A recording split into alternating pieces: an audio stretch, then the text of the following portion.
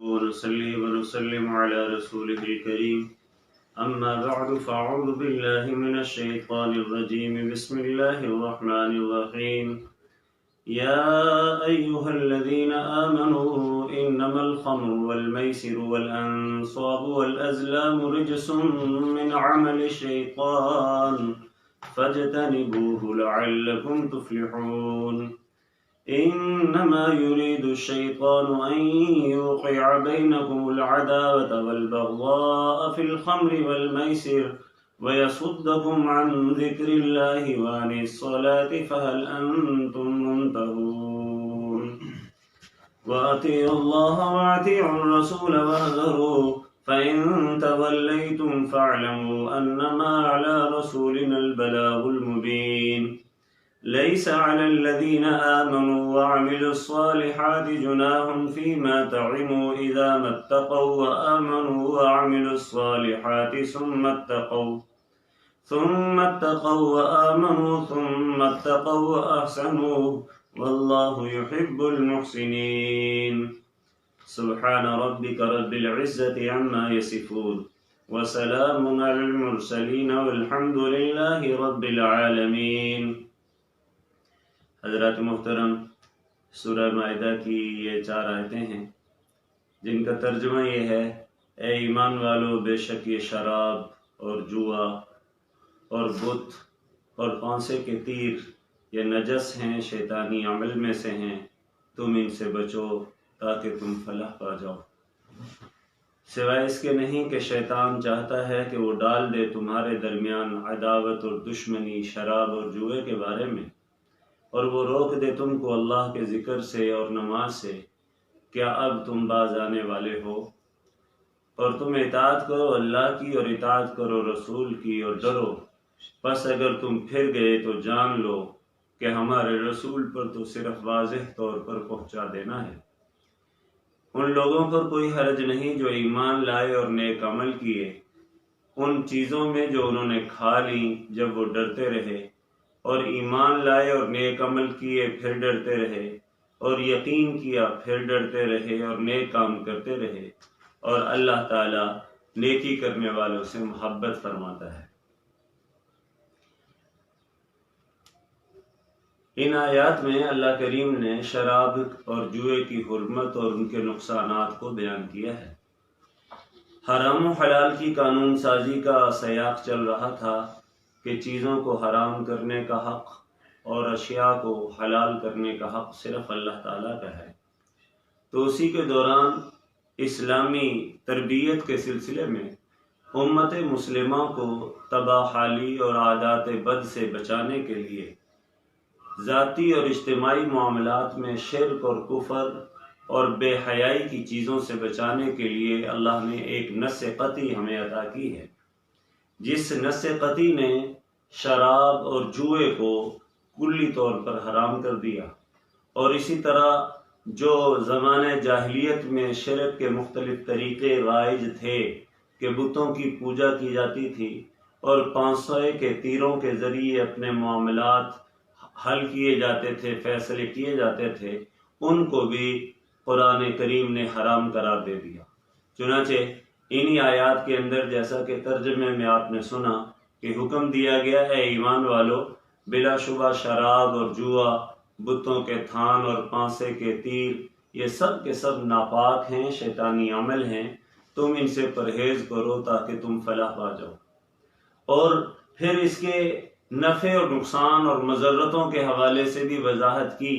کہ یہ شیطان تو یہی چاہتا ہے کہ تمہارے درمیان وہ شراب اور جوئے کے ذریعے عداوت اور دشمنی پیدا کر دے، تاکہ اور اس کے ذریعے جب تمہارے درمیان عداوت اور دشمنی پیدا ہو تو شیطان تمہیں اللہ کے ذکر سے اور نماز سے روک دے۔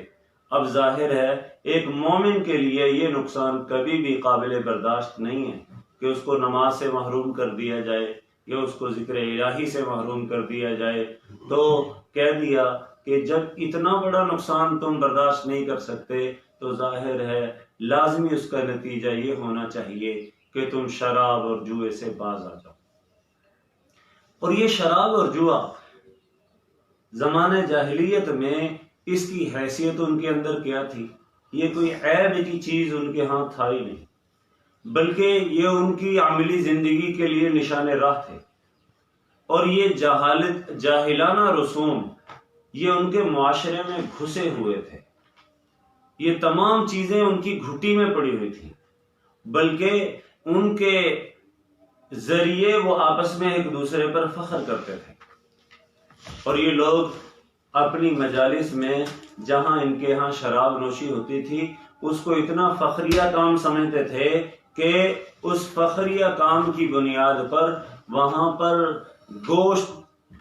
کا پکنا، ہانڈیوں کا چڑھانا اور جانوروں کا ذبح کرنا یہ ان کی عادات میں تھا۔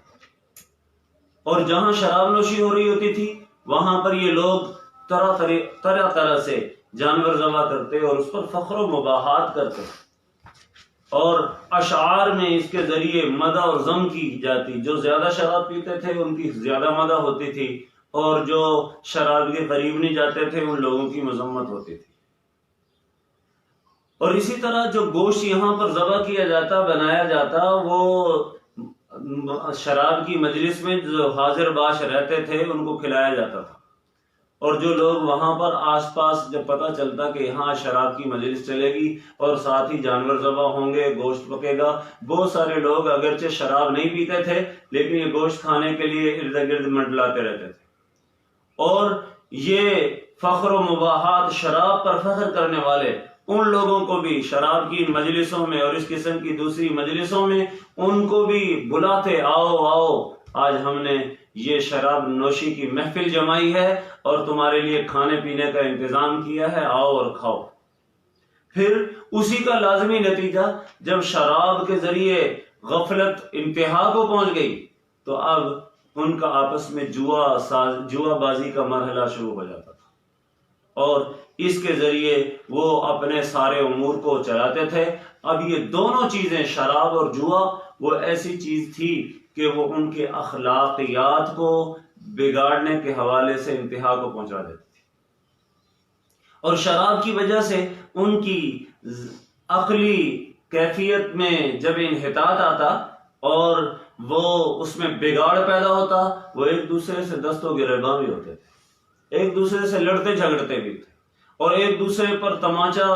بازی کی کیفیت بھی ہوتی تھی کہ ایک دوسرے کو مار رہا ہے، دوسرا تیسرے کو مار رہا ہے، اور اس پر بھی فخر کر رہے ہوتے تھے۔ تو قرآن کریم نے ان شراب کے حوالے سے ان کی بری، چونکہ یہ شراب وہ مجموعہ آثام یعنی بیماریوں اور گناہوں کی جڑ تھی، قرآن کریم نے اس شراب نوشی کے عمل کو حرام کر دیا تاکہ ان ساری کی ساری برائیوں سے بچا جا سکے۔ دیکھیں، عقل میں خرابی اور فتور، انسانی گوشت کے اندر وہ حدت اور تیزی، اس کی وجہ سے آپس کی لڑائی جھگڑے اور طرح طرح کی بہیمانہ صفات کا غلبہ، جس کی وجہ سے آگے وہ زناکاری کی طرف جانے کو اور بدکاری کی طرف جانے کو اپنا حق سمجھتے تھے۔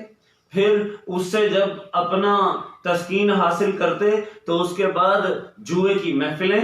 حرام سازی، حرام کمانے کے ذرائع، اور پھر جوئے کی وجہ سے آپس کی حقد و کینے، یہ اتنی چیزیں تھیں کہ جو سارے کے سارے معاشرے کے اندر بگاڑ پیدا کرتی تھیں، اور ان بگاڑ کا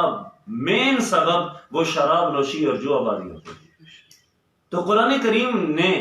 اسلام نے ابتدا ہی سے سب سے پہلے ان چیزوں کو نہیں چھیڑا کہ صاحب تم شراب چھوڑ دو، تم جوا چھوڑ دو، بلکہ ایک تدریجی انداز میں شراب اور جوئے کی حرمت کا وہ معاملہ واضح کیا ہے۔ پہلے تو سورہ نحل میں فرمایا کہ یہ کھجور کے سے حاصل ہونے والی چیزیں، انگور سے حاصل کرنے والی ہونے والی چیزیں، یہ کیا ہے جی، رزق حسن، اور اسی طرح یہ شراب، یہ نشے کی چیزیں ہیں۔ تو ظاہر ہے رزق حسن کو نشہ آور چیز کے مقابلے میں لے کے آئے تو جو حساس فطرت تھی وہ اسی وقت کھٹکی کہ اس کا مطلب ہے یہ رزق حسن نہیں ہے، تو نشہ آور چیز سے بچنا چاہیے۔ پھر ساتھ ہی کچھ اور معاملات آگے چلے تو وہاں پر قرآن کریم نے ایک انسانی فطرت کے حوالے سے سوال کا مرحلہ، سوال کا انداز اختیار کیا۔ یسألونک عن الخمر والمیسر قل فیہما اسم کبیر ومنافع للناس، اے پیارے پیغمبر لوگ آپ سے شراب اور جوئے کے بارے میں سوال کر رہے ہیں، آپ ان کو کہہ دو کہ ان کے اندر دونوں چیزوں کے اندر گناہ ہے،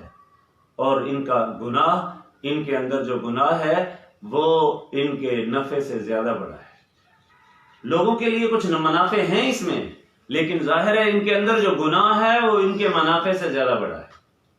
اب جو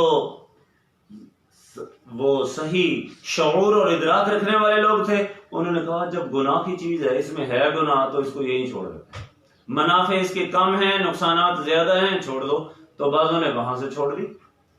اور پھر جب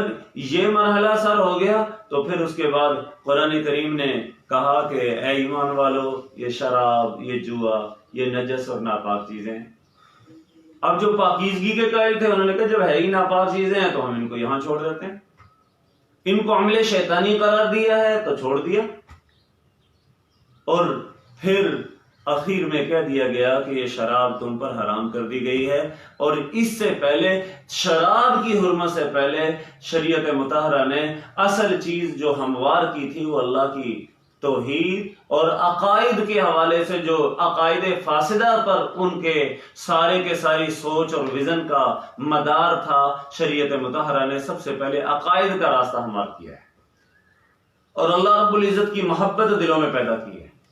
اور اللہ کی عظمت کو دلوں میں پیدا کیا ہے۔ اور جب پہلے اللہ کی عظمت دل میں آ گئی تو ظاہر ہے اب انہوں نے اپنی پسندیدگی اور ناپسندیدگی کا معیار وہ اللہ کی پسندیدہ چیزوں کو بنایا اور اللہ کی ناپسندیدہ چیزوں کو بنایا، تو اب ظاہر ہے اپنے معیار پسندیدگی ختم ہو گئے، اللہ رب العزت کی رضا اور عدم رضا کا معیار سامنے آ گیا، تو پھر کہا گیا یہ چیزیں اللہ کو پسند ہیں، یہ ناپسند ہیں، تم کیا کرو شراب کو چھوڑ دو، یہ ناپسند ہے، جوئے کو چھوڑ دو، یہ ناپسند ہے، ان بتوں کے تھانوں کی پوجا چھوڑ دو، یہ اللہ کو ناپسند ہے، والازلام یہ پانسے کے تیر جن کے ذریعے تم اپنے امور میں تقسیم کا عمل کرتے ہو، جو صراحتاً جوا بازی ہے، اس کو چھوڑ دو کیونکہ اللہ پاک ان کو پسند نہیں کرتا۔ تو اب ظاہر ہے پہلے عقائد کو درست کیا گیا، اللہ کی محبت دل میں بسائی گئی، پسندیدگی ناپسندیدگی کا اصل معیار ان کے سامنے ذکر کیا گیا، تو پھر نتیجہ کیا نکلا؟ نتیجہ یہ تھا کہ جب اللہ رب العزت کی طرف سے شراب کی حرمت کا حکم آیا تو انہوں نے سر تسلیم خم کیا ہے۔ چنانچہ اسلامی طرز تربیت نے جاہلیت کے ان رذائل کو بڑے ہی تدریجی انداز میں ختم کیا ہے۔ اب اگر ایک دم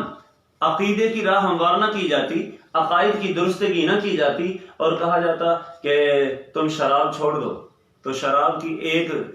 ایک برائی کی ایک گلی کو روشن کیا جاتا تو باقی گلیاں تاریک ہو جاتی، ایک راستہ ختم بند کیا جاتا برائی کا، دوسرے راستے کھل جاتے۔ جب ان کے دلوں میں اللہ رب العزت کی عظمت اور ان کی محبت کو بٹھا دیا گیا تو نتیجہ کیا نکلا کہ ایک اعلان مدینہ منورہ میں ہو رہا ہے شراب کی حرمت کے حوالے سے، اور شراب کے دور چل رہے ہیں۔ ایک مجلس کے اندر پوچھنے والوں نے پوچھا، تجسس کرنے والوں نے پوچھا جاؤ باہر جا کے دیکھو تو صحیح اعلان کیا ہو رہا ہے، اور آنے والے نے بتایا اعلان یہ ہو رہا ہے کہ نبی پاک صلی اللہ علیہ وسلم پر شراب کی حرمت کا حکم نازل ہو چکا ہے۔ اس مجلس میں یہ بھی توقف نہیں کیا کہ خود جا کے تحقیق حال کریں، بلکہ وہیں پر شراب کے مٹکوں کو توڑ دیا گیا، اور مدینے کی گلیوں میں شراب ایسے بہ رہی تھی جیسے موسلا دھار بارش کے بعد پانی بہا کرتا ہے۔ تو تدریجی انداز میں، اور پھر ساتھ ہی ساتھ شراب کی حرمت کو تو قرآن نے بیان کیا ہے، لیکن ساتھ ہی شراب کے نقصانوں کو قرآن نے یوں بیان کیا، انما یرید الشیطان ان یوقع بینکم العداوۃ والبغضاء فی الخمر والمیسر، یہ شیطان تو چاہتا یہ ہے کہ شراب اور جوئے کے ذریعے تمہارے اندر عداوت اور بیر پیدا کر دے، دشمنی پیدا کر دے۔ کیسے؟ ظاہر ہے شراب وہ جسم اور گوشت کے اندر حدت اور جذبہ پیدا کرتی، جوش پیدا کرتی ہے۔ جب جوش پیدا کرتی ہے تو اس کے نتیجے میں آدمی وہ بہن اور بیٹی کسی کی عزت اور کسی کی عظمت کے حوالے سے اور ذلت کے حوالے سے پرواہ نہیں کرتا، وہ کسی کی بہن پر دست درازی کر رہا ہوتا ہے، کسی کی بیٹی کی طرف دست درازی کر رہا ہوتا ہے، تو ظاہر ہے یوقع بینکم العداوۃ والبغضاء، یہ قرآن نے کہا کہ عداوت اور بغضاء یہ کس کے ذریعے شیطان ڈالتا ہے؟ شراب نوشی کے ذریعے. جب شراب نوشی کی وجہ سے بہیمانہ صفات غالب آ گئی اور انسان مغلوب الحواس ہو گیا، تو مغلوب الحواس ہونے کی وجہ سے نتیجہ کیا نکلتا ہے؟ اپنی شہوت رانی کو پورا کرنے کے لیے وہ کسی کی بھی عزت کو اور کسی کی بھی ناموس کا خیال نہیں کرتا، آپس میں دشمنیاں اور بیر پیدا ہو جاتے ہیں. اور پھر صرف اسی پر بس نہیں، جب اس کے بعد جوئے کی طرف جاتا ہے تو جوئے پر جانے کی وجہ سے وہ جب ایک کا مال دوسرے کے پاس، دوسرے کا مال تیسرے کے پاس، اور جب اپنا مال دیکھتا ہے کہ اسی مال کا پہلے میں مالک تھا، اب جو جس سے میں جوا ہار چکا ہوں، میرے اس مال کا مالک، میری اس کار کا، میری کوٹھی کا، میری بیوی کا، میرے بچوں کا، میری جائیداد کا مالک میرا حریف بن چکا ہے، تو ظاہر ہے اس وقت انسانی جذبات کیا ہوتے ہیں؟ وہ آپس میں عداوتیں، بغض اور دشمنیاں پیدا ہوتی ہیں. تو قرآن کہتا ہے انما یرید الشیطان ان یوقع بینکم العداوۃ والبغضاء فی الخمر والمیسر. یہ خمر اور میسر کے حوالے سے، شراب نوشی کے حوالے سے اور اسی طرح جوئے کے حوالے سے شریعت مطہرہ بتلا رہی ہے کہ ان کی وجہ سے تمہارے اندر کیا پیدا ہو رہا ہے؟ عداوت اور دشمنی پیدا ہو رہی ہے. شراب نوشی کی وجہ سے غفلت اپنی انتہا کو پہنچی ہے اور جوئے کی وجہ سے دشمنی اپنی انتہا کو پہنچی ہے، اور دونوں چیزیں اپنے اپنے مقام پر انتہا کو پہنچ کر وہ انسان کو تباہی اور بربادی کی طرف لے کے جا رہے ہیں. اور پھر ساتھ ہی ساتھ انہی آیات میں دو برائیاں ان کی اور جو والانصاب، نصب کی جمع ہے بمعنی یعنی بت، وہ بتوں کے سامنے جو شرک کرتے تھے، اللہ نے کہہ دیا یہ شرک بازی، یہ بتوں کی پوجا اس اسلام کی وہ شریعت میں تمہارے لیے ذرہ برابر بھی روا نہیں. اور والازلام، یہ پانسے کے تیر. ایک آدمی وہ ذبیحہ کوئی جانور ذبح کرتا ہے اور یا اسی طرح پیسے وہ مختلف لوگوں سے جمع کرتا ہے، جب تقسیم کا عمل آتا ہے تو کسی کا کوئی تیر نکل آیا، ایک تیر ہوتا تھا المسلح اس کا نام ہوتا تھا، اور وہ جس کا نکل آتا تھا اس کی بنیاد پر اس کو سب سے زیادہ گوشت ملتا تھا. بعض تیر ایسے ہوتے تھے جو بالکل خالی ہوتے تھے،